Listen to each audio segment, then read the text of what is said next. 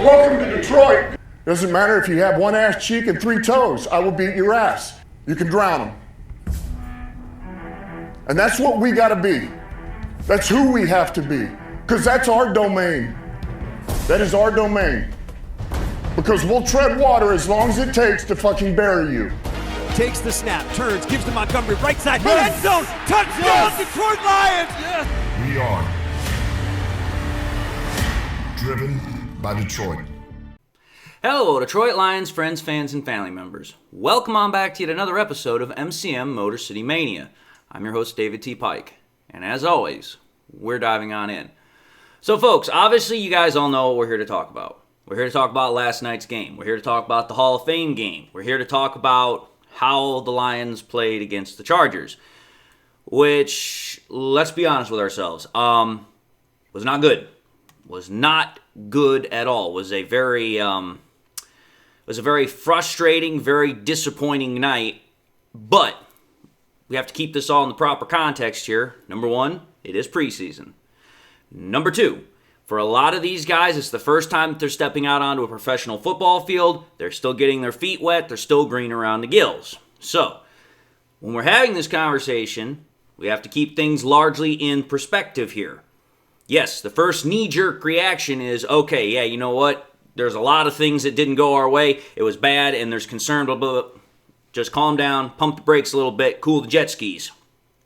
Because while there was a lot of things last night that were not particularly good, there were also some things that showed up that while I was watching the game, that I was like, okay, there's some things to build off here. There are some bright spots here. And again, I do want to apologize that I didn't do the live stream last night, but I was not feeling well at all. I'm still not really feeling 100%, but I know for a fact that this is something I have to talk about. So, here's the thing, folks. When I was watching last night's game, I noticed right away that there were a couple of players that instantaneously were already jumping off the screen, so to speak, either in a good way or in a bad way. So for me, what we're going to do is we're going to go back and forth between, something that I thought that was really good versus something that I thought was really bad. Could have been a player, it could have been a concept, it could have been something that was of a larger, broader nature. But that's how I think we're going to go with this episode here, is going back and forth between one thing that was good and one thing that was bad. So, first and foremost, I'm going to start with what I thought was a bad thing last night. And I'll be honest, one of the things that really, that I noticed that I was not too particularly enthralled with was the quarterback play. I was not very, enthused by what I saw either out of Kyle Allen or out of Hendon Hooker. I didn't really see, Kyle Allen as a veteran do much last night except turn the ball over twice. Sure, he had some good throws. It looked like he had some command of the huddle and all that, but it's like, listen, that's part of the reason why in preseason, especially when you're in an open quarterback competition, you definitely want to make sure you're not turning the ball over. And both of the times that Kyle Allen turned the ball over, the throws just looked like he was not at all aware or understanding of the timing or the concept of the route. Because the first one that was on that out pattern, freaking Allen was way late on that throw. Freaking that ball should have been out of Allen's hand before the receiver took the cut, number one. But also, number two, if you go back and you watch the replay, freaking that cornerback is already biting on the route as soon as Allen is getting ready to throw it. He should have never thrown that pattern. Never should have thrown it. That was a bad throw. That was a bad read on his part. And then the one where he was trying to throw it to Tesla in the end zone, I mean, again, that ball was just, it didn't look like it was thrown exactly where it was supposed to be. It was kind of like almost a gimme ball for the cornerback.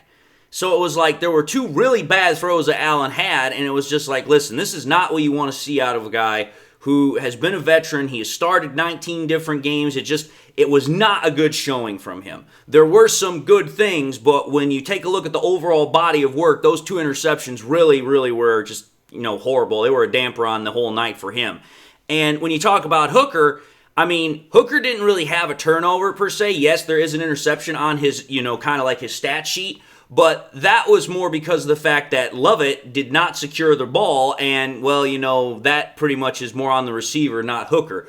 But what I saw out of Hooker that I didn't like is, again, major problems with precision, major problems with ball placement. He was having throws that were sailing on him, and, receivers were having to jump up to try and get passes that were maybe 5 or 7 yards down the field from the line of scrimmage. So, again, the ball placement, the accuracy, there are still problems there that for a guy that is going in now to his, second or third year in the pros, you should not be seeing this.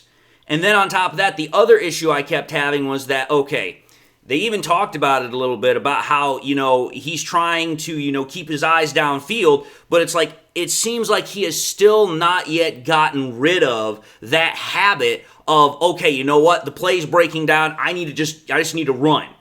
And there were way too many times last night where I watched him, and again, he's not sliding. He keeps trying to pick up extra yards. He keeps putting his body in harm's way, and it's like, dude, that's what got you in trouble in the first place. Because you wanted to run around and all that stuff. And yes, I remember that was a non-contact injury, but it's like, listen, you have to be smart with how you scramble. And trying to take on linebackers and safeties in a macho kind of style is not a smart way to do it. So again, I was not at all impressed with the quarterback play last night. Not at all impressed. Now, who I was impressed with, which everybody and their brother is impressed with, and rightfully so, is Isaac Tesla. Isaac Tesla last night, I think, probably had the best night of any Lions player. And you know what? It wasn't just the fact that he had those 2 really, really great catches. Those definitely were the ones that, popped off the screen. I'm actually going to show a slight video of one of them that I was able to find. And again, when I watched Tesla last night, I almost kind of got like a Puka Nacua vibe from him. Like, it was like, dude, this guy's got great size. He catches with his hands, because both of the times that he caught the ball, he did not wait for the ball to come into his body. He went and caught it with his hands. And again, that is something that has continued to translate, from college to training camp. Now we're seeing it in the preseason. So I was really, really impressed with that aspect of Tesla's game. But there was also the blocking I was also impressed with as well, because again, his ability to get out on the edge, the perimeter, to set up blocks for, running backs and for other people down the field. Again, I really liked his all-out effort as far as from all aspects of the game last night. He wasn't just trying to, go and get catches. He was trying to do everything correct that the coaches had taught him to do. And I was really impressed with how he played last night for his very first NFL game, even if it was a preseason game.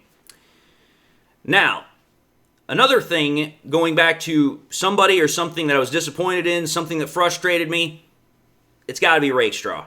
It's got to be Enos Rakestraw. And the reason why I'm going to say this, and I'm kind of going to double down here, kind of like a 2-for-1 when it comes to this, because Rakestraw was just one element of, how should I say this, the entire passing defense last night. But he was the one that really, really stood out.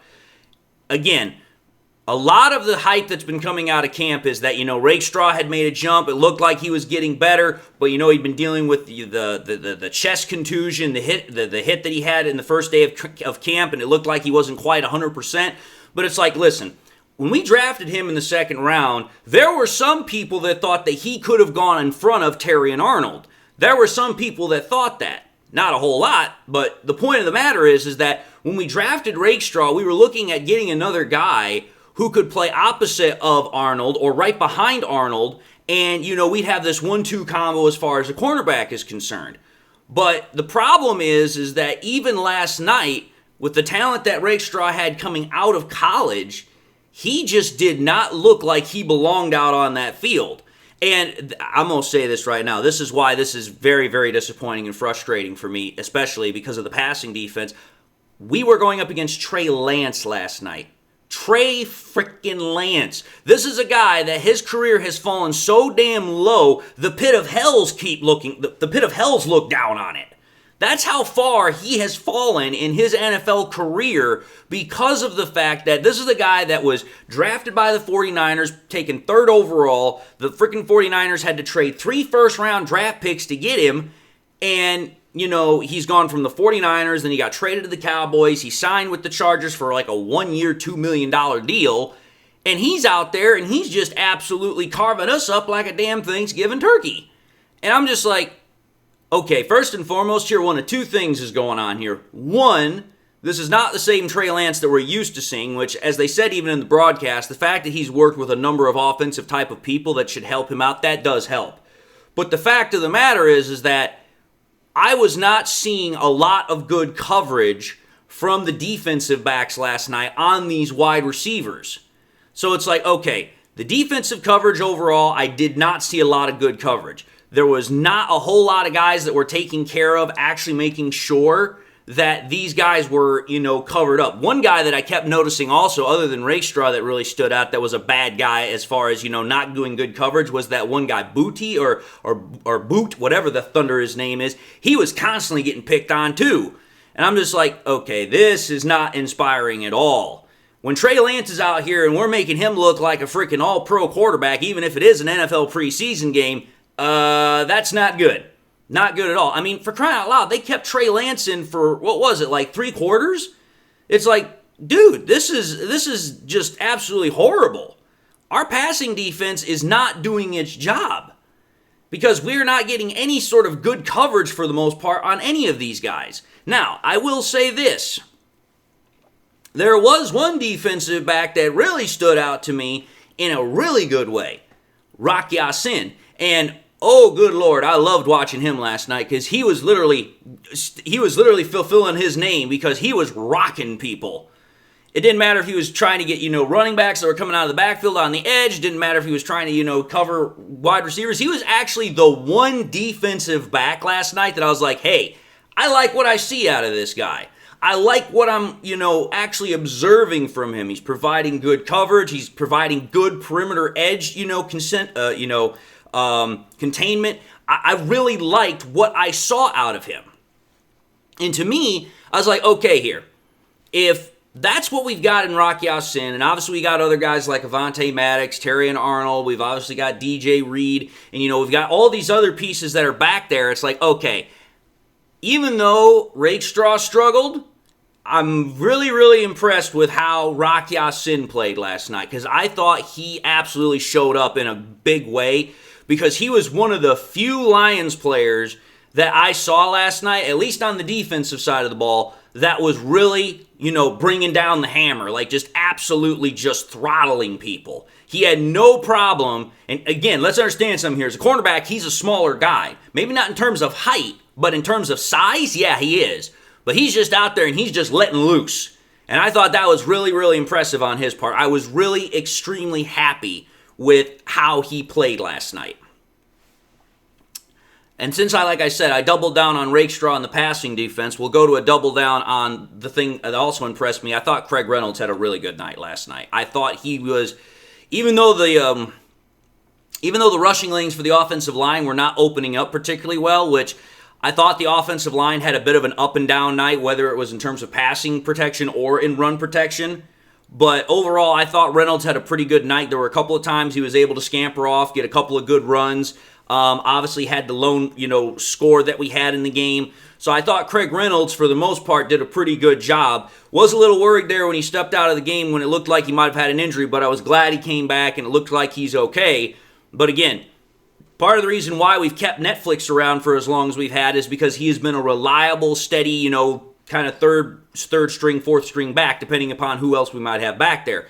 And I think, again, Craig Reynolds just continues to do what he's been doing. Very reliable, very consistent, knows his job, knows his role.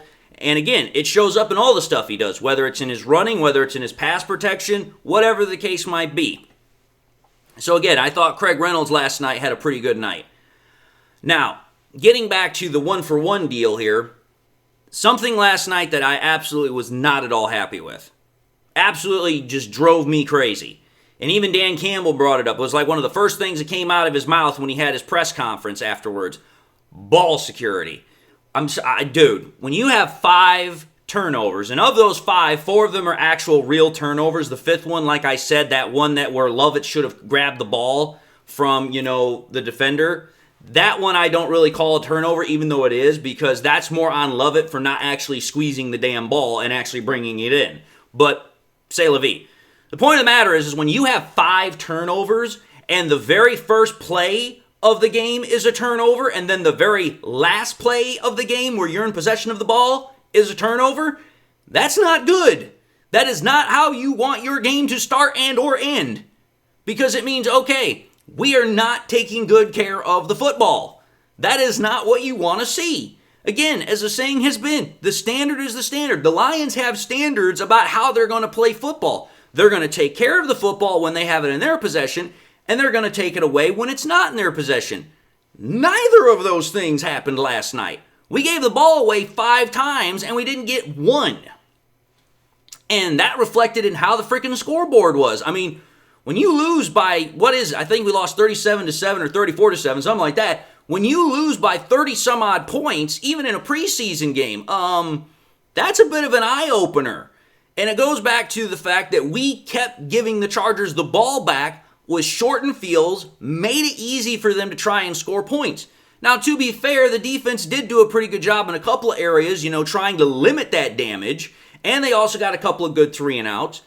But it's like, listen, when you constantly put the defense in a bad position because either you're throwing picks or you're fumbling the ball, whether it's on kickoff or you're having a muff punt, whatever the case might be, you're putting the defense in a really, really tight spot. And to me, it's like, dude, the ball security last night, the intelligence with the football, it was just not there.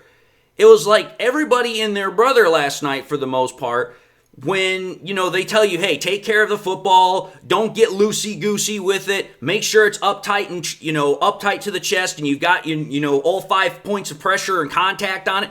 Didn't seem like anyone paid attention to that. And it just absolutely was like, oh, good Lord in heaven.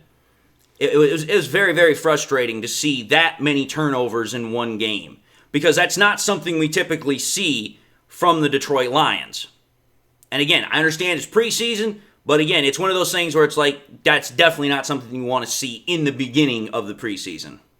Even though it is the time to make mistakes, you are seeing these young guys get out there for the first time. You got to cut them loose. You got to let them play. Still, it's not something you want to see.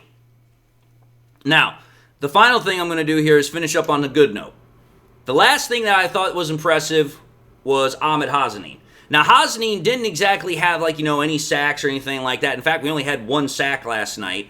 But Hosne definitely showed up in the run game, because I saw him at least 2 or 3 different times, make good cuts, good angles into the backfield, getting the defense, getting the running back down at the line of scrimmage. I thought he had a pretty good game last night too. And again, it's one of those things where you want to see more of these players like Hosne, and you want to see more of Tesla, you want to see more of all these guys that you've drafted, but at the same time, the coaches realize that they have to get other guys in there so that way they can get film on them as well. So I thought that with the time Hosne had, while he was rotating in and out with other players, I thought he did a really good job, especially, in making sure that he understood what his assignment was. He was making sure that he was helping out in the run component as well as the pass component. I thought that he had himself a really good game. I'm not saying it was like, gangbusters, but, it was a pretty good game all the same. But again, I mean, the point of the matter is when I take a look at last night's game, like I said, there were some good things. There were some good things. And that is exactly what you want to see. You want to see players that are starting to show that development. You want to see players that are showing that progress. You want to see players that are starting to pick up the fundamentals and putting it and translating it out on the field. But what was very frustrating about that game is that for the large part, there were a lot of guys that I thought were going to do a lot better. Either guys that were veterans, guys like, Kyle Allen, or guys that, have already been in the league for a little bit, and you're expecting them to show a little bit more, whether it's Hendon Hooker or Rakestraw, whatever the case might have been, or, other guys that you would really, really hope were going to do something. And it's like there were moments where guys like that would have really good moments, and then they'd have really bad moments. Perfect example of that one would have been, Lovett. I thought Lovett was a great punt returner, and he had a couple of really good catches. But again, that last throw that Hooker threw to him where he wasn't able to squeeze the ball and it turned into a turnover, again, kind of puts a damper on the whole night. So it's kind of like, okay here. There are things about last night that were both good and bad. But overall, the theme from last night, I think, has got to be exactly what I put in my thumbnail image. Frustrating. Because it's like, hey, there were things last night that we could really build upon. And there were things last night that, hey, you know what? If we just stuck to the fundamentals and the players were actually, following what the coaches had taught them, I'm pretty confident last night would have been a lot different. But the frustration comes from the fact of knowing that, hey, this is not who the Lions are. This is not their standard. And so it's like, okay, you got to take a look at the tape. You got to make sure that when you go to practice next week, hey, we're cleaning up these things that were a problem. We want to make sure that you guys understand that, especially for those that are trying to fight and get a roster spot, because they're like, listen, you only get so many shots. You only get so many chances in the NFL. And it's like, if you don't make a good impression, there's a reason why they say NFL means not for long. So, again, frustrating night, but again, there were some bright spots, and I wanted to make sure to talk about that. But I hope you guys all enjoyed this content. Hopefully everything for you guys is going well. So with that, I just want to end this episode and say thank you all for watching in another episode of MCM Motor City Mania. If you like what you saw, by all means, highly encourage y'all to watch the next episode. But I also want to encourage y'all to do this. If you enjoyed the content, I highly want to encourage y'all, please, to make sure you subscribe to the channel. If, of course, you haven't subscribed in the past. If you have subscribed in the past and you've also not done this, please, by all means, make sure to hit that bell notification icon so that way you guys never miss any more content that I push out. Hope everyone has something in their life that makes them happy, makes them smile. God bless, my friends. And until the next time we meet, I'll see you all in the next episode.